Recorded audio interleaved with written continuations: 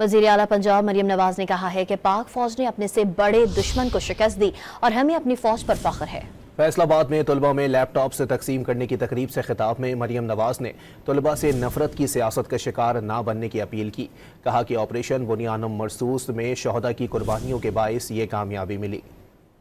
جن جہازوں کی جو سمبلز تھے جن کو ہم نے اپنے شاہراہوں پہ لگایا ہوا تھا لوگوں کو یاد دلانے کے لیے کہ وہ فضائیہ کے وہ جہاز ہیں جنہوں نے اس قوم کو فخر کرنے کا موقع دیا، انہی جہازوں کو زمین بوس کیا گیا،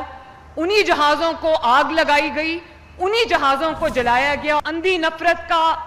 شکار نہیں ہونا۔ اور آپ دیکھو کہ وہ شہداء کی جو یادگاریں جن کو آگ لگائی گئی، جن کو جلایا گیا اور قوم کو ترغیب دی گئی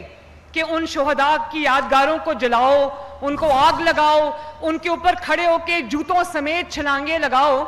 تو آج انہی شہداء کی قربانیوں کی وجہ سے اور جو لوگ بیان مرصوص میں شہید ہوئے، اگر وہ شہید یہ قربانیاں نہ دیتے تو آج جنگ میں فتح ہمیں کہاں سے ملتی۔